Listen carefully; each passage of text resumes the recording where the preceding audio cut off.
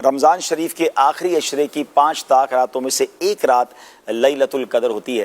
تو اب یہ غور کر لیں کہ لیلۃ القدر 1000 مہینوں سے بہتر ہے، یعنی 83 سال 4 مہینے سے زیادہ کی یوں سمجھے عبادت کا ثواب مل سکتا ہے جس نے لیلۃ القدر میں عبادت کر لی۔ ہمیں نہیں پتا کون سی رات لیلۃ القدر ہے، تو پانچوں راتوں کو پلیز ٹارگٹ کر لیں۔ میں ایک چھوٹا سا فارمولہ دینا چاہتا ہوں، اللہ کرے کہ اس پر عمل کریں، اور اس پہ آپ اپنی طرف سے اور بھی کچھ ایڈ کر سکتے ہیں۔ میں کچھ چیزیں غور کی کہ پہلے کوشش یہ کریں ان 5 طاق راتوں میں کسی بھی صورت آپ عشاء کی نماز اور فجر کی نماز با جماعت ادا کریں، کہ جو عشاء با جماعت ادا کرے اور فجر با جماعت ادا کرے اس کو پوری رات عبادت کرنے کا ثواب ملتا ہے۔ عشاء بھی پڑھیں، تراویح بھی پڑھیں۔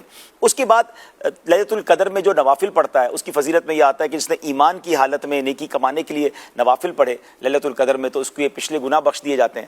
تو 5 راتوں میں کچھ نہ کچھ نوافل پڑھیں۔ صلاۃ التسبیح کی جماعت ہو رہی ہے، صلاۃ التسبیح میں شامل ہو جائیں یا اپنی طرف سے مزید کچھ نوافل پڑھ لیں۔ 2 چیزیں ہو گئی، ایک لسٹ بنا لیں۔ تیسرے نمبر پر آپ اس رات کچھ نہ کچھ تلاوت ضرور کریں، سورہ ملک پڑھ لیں، سورہ یاسین پڑھ لیں، اللہ پاک توفیق دے تو آپ ایک پارہ قرآن پاک کا تلاوت کر لیں۔ 3 چیزیں ہو گئیں۔ چوتھے نمبر پہ آپ اس رات میں کچھ تسبیح ذکر و اذکار کریں، کلمہ پاک پڑھ لیں، درود پاک کثرت سے کچھ پڑھ لیں، یعنی ٹارگٹ کر لیں کہ بھائی میں نے 200 بار کلمہ پاک پڑھنا ہے، 313 بار درود پاک پڑھنا ہے، پھر سبحان اللہ الحمدللہ اللہ اکبر کی ایک تسبیح پڑھنی ہے، کچھ ذکر و اذکار کر لیں۔ اس کے بعد آگے چلیں تو ان راتوں میں آپ علم دین کی کسی محفل میں بیٹھ جائیں، ٹھیک ہے نا، بڑی افضل بات ہے۔ مساجد میں علماء کرام عاشقان رسول علماء کرام کے بیانات ہوتے ہیں، یا تو اس میں بیٹھ جائیں یا مدنی چینل پر ماشاءاللہ اس رات میں کچھ وقت بتائیں جب امیر اہل سنت مدنی مذاکرہ فرماتے ہیں تو یہ علم دین کی مجلس میں بیٹھنے کا ثواب مل جائے گا۔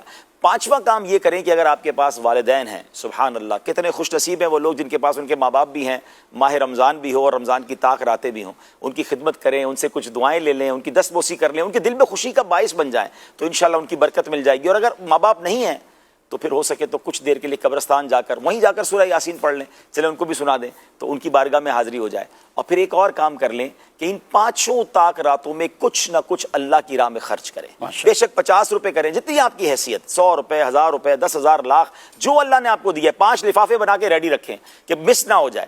اب کیا ہوگا اگر یہ 6 کام آپ نے نوٹ کر لیے اور یہ سارے کام آپ نے 5 راتوں میں کیے، ان میں سے کوئی بھی رات لیلۃ القدر ہوئی تو وہ عبادت 1000 مہینوں سے بہتر ہو جائے گی۔ 1000 مہینوں کے برابر نہیں فرمایا، خیر من الف شہر۔ تو انشاءاللہ ہم نے اس بار لیلۃ القدر کو ضائع نہیں کرنا۔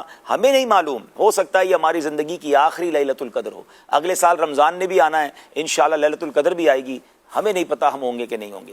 تو پلیز ان 5 راتوں میں اور کوئی کام نہیں کرنا ہے، اللہ کی رضا والے کام کرنے ہیں۔ تھک جائیں تو تھوڑی دیر سو جائیں، اب تہجد کی نیت سے دوبارہ اٹھیں، مگر صرف عبادت اور اللہ کی رضا والے کام کریں۔